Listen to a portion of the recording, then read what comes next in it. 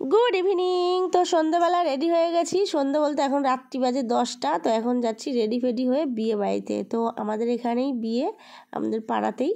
তো আমার বরেরই একটা বন্ধু, তাপস বলে নাম। তো যাই হোক, ওর বিয়েতেই যাব, পাড়ার মধ্যেই হেঁটে হেঁটেই চলে যাব।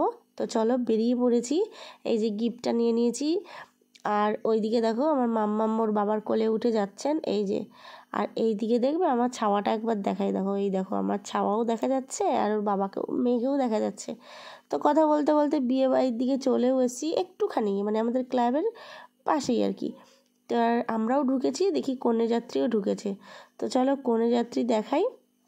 তো গুটি গুটি পায়ে হেঁটে হেঁটে যাচ্ছি, বিয়েবাড়ির সামনে পৌঁছেও গেছি।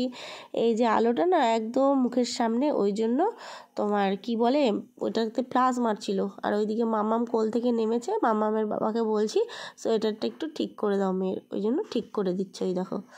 তো চলো গুটি গুটি পায়ে কন্যাযাত্রী পেছন পেছন ঢুকি। তো আমিও ঢুকবো, আমাকে আরও চেনা মানুষজন আছে যেহেতু পাড়ারই, বলছে কি রে তোর কি কন্যাযাত্রী নাকি? আমি বললাম কি হ্যাঁ কন্যাযাত্রী। তো যাই হোক, এই দেখো কন্যাযাত্রীর লোক। তো প্রচুর লম্বা লাইন, এখান দিয়েই ঢুকবো। আর বউয়ের সামনে গিয়ে তো মানে দাঁড়িয়ে থাকবো কিছুক্ষণ, কারণ ভিড়ে একদম পেছনে পড়ে গেছিলাম।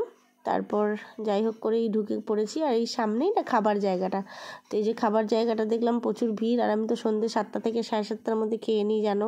আমার সেদিন প্রচণ্ড খিদেও পেয়েছিল জানো না। আমি এক জায়গায় যাবো মনে করলে আমার বরের জন্য দেরি হবেই হবে। আর এই যে যার বিয়ে সেই দেখো, এর নামই তাপস। তো এরই বিয়ে। তো এর বউকেই এখন দেখাবো। এই দেখো সবাই পাড়ার সব দিদিভাই কাকিমারা সব বসে আছে লাইন দিয়ে। এনাদের মধ্যেই আমাকে একজন বলছিল যে আমি কন্যাযাত্রী নাকি। তো যাই হোক চলো, এবার বউকে যে সাজানো হয়েছে যেই জায়গাটা, সেই জায়গাটায় নিয়ে যাই। ওদেরও প্যান্ডেলটাও সাজিয়েছে, বেশ ভালোই লাগলো প্যান্ডেলটা সাজানো। তো আর ওই দিকে দেখবে ডিজেতে সব নাচানাচি করছিল। আর এই যে আমার বর আমার পাশে, আর ওইদিকে হচ্ছে তাপসজিও আসছে পেছন পেছন আমাকে বউয়ের সাথে পরিচয় করিয়ে দেওয়ার জন্য। তো যাই হোক, ওই দেখো সবাই নাচানাচি করছিল ওই জায়গাটা, আর প্রচুর গান বাজছিল, তো ওই জন্যই আমি মিউট করে দিয়েছি। আর প্যান্ডেলটা দেখো, এই দেখো এই জায়গার ডেকোরেশনটা ভালোই করেছে, বলো সুন্দর লাগছে না? আমার কাছে বেশ ভালো লেগেছে এই ফুলটার ডিজাইনটারও। ওই দেখো বউয়ের কাছে দেখেছো কত লম্বা লাইন, ওইখানে ঢুকতে হবে ঠেলে গুতিয়ে যে করেই হোক। তো যাই হোক, আমার ঠেলে গুতানোর প্রয়োজন পড়েনি, আমি ঠিক পাশ কাটিয়ে চলে গেছিলাম। এই যে বউয়ের সামনে চলে এসেছি।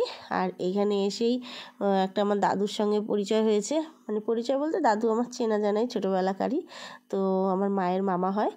তো ওই দাদুর সঙ্গে এই যে এখন দেখো সেলফি তুলবো। আমার দাদু হচ্ছে নাচানাচি করছে আমার সাথে, বললো তুই আমার নাতনি হোস, আমার সাথে নাচবি, আয় নাচি। ওই জন্য দাদু নাচানাচি করছে, আর আমাকে বলছে তোর বরের সঙ্গে আমাকে পরিচয় করিয়ে দে। তো যাই হোক, এই যে আমার বরের সঙ্গে দেখা করতে নিয়ে যাবো সেটা দেখায়নি। আর এই যে আমরা 3জন মিলে সেলফি তুলে নিচ্ছি, তাপসের বউ আর আমি বললাম একটু হাই করে দাও, তাই হাই করে দিল, ভালোই হয়েছে ওর বউ।